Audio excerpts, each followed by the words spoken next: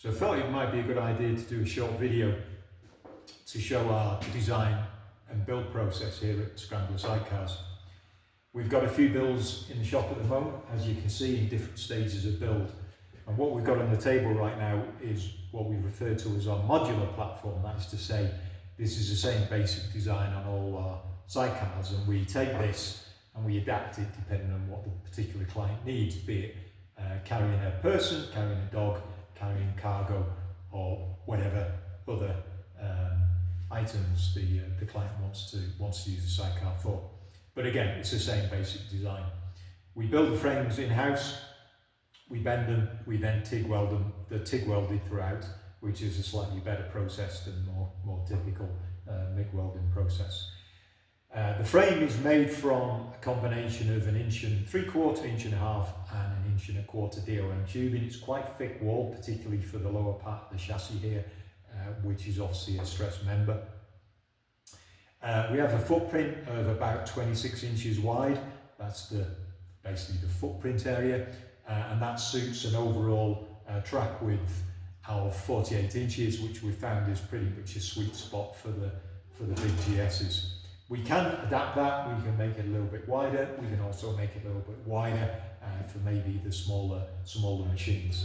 And lengthwise, this particular one is just short of 3 feet, and then obviously we add to that with additional tubing depending on what the client needs in terms of cargo and carrying capacity. In terms of the suspension system, so first of all we have a unit design radius and trail arm, one piece. And this uses chrome moly high strength hind joints, which gives you quite a lot of adjustment. This is not very typical. Most sidecars are built with a straightforward swing arm, and the problem with that is they have to be quite substantial in order to take the load in. The advantage of this is we take the load directly from the sidecar wheel over to the inboard side of the sidecar and then directly into the frame of the motorcycle. And then the trailing arm provides obviously the braking and accelerating loads. Somewhat unique, we use an airbag. This particular one we use a 5-stone airbag. It has a stroke of just over 6 inches. And when you take that out to where the sidecar wheel, that gives you an overall travel of about 8 inches, which matches that of the big GSs and most other adventure bikes. This is powered by a Viair 12-volt air compressor. Temporarily we've just got this directly piped to the airbag, but normally we would set this up with a set of solenoid valves which are operated by a control on the handlebar, and that allows you to air up or air down to suit the camber of the road or whatever conditions you're experiencing if you're off-road. We then have a damper, which is a 1-inch automotive damper. That gives us plenty of damping that suits our airbag. A lot smaller than most people would think you would have, but it seems to work quite well.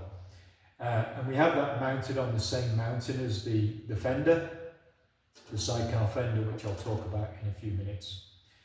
In terms of the hub and the braking arrangement, we have a single unit hub which bolts directly to the unit trail radius arm. This particular one, we have 2 options. This particular one has an adapter which takes the BMW rear brake rotor and also the BMW rear caliper, and that gives you a lot of stopping power. In some cases, perhaps a little bit too much. So we have a second version which takes 22mm rotor, and that uses a small 2-pot 32mm Brembo caliper. So there's 2 options there depending on what the application is. If you want to come round, I'll show you a build that's a little bit further on in the process.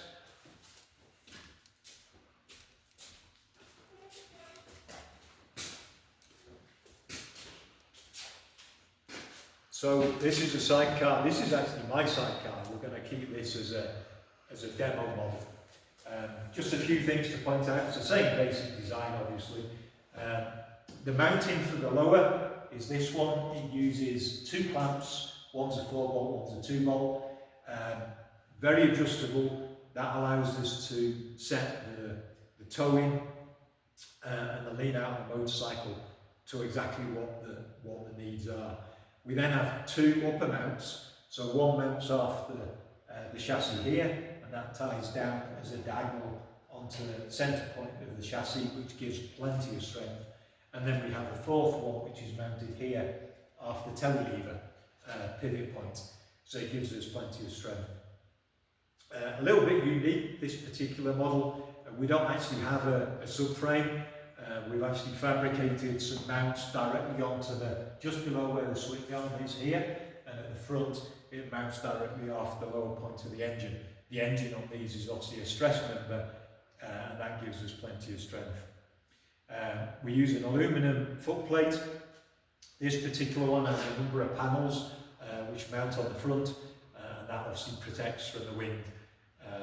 These are the fenders that we're now using, so we're welding these in-house. Again, these are TIG welded. This particular one is we use a 14 gauge aluminum material, and it's massively strong. So the idea of this, you can shift your weight from where the seat is onto the fender once it's mounted, obviously, if you need to get some extra weight for going around right turns. We have two spigots here, which takes a couple of poles, which then mount the seat, and then we have a handrail at the front, which doubles as the obviously wind protection as well. And then lastly, we've got another outfit here, which is a customer's bike. This was originally my own personal outfit, which I sold quite a while ago. The particular client has brought it back for some adaptations and some service work, but this is about as large as you get.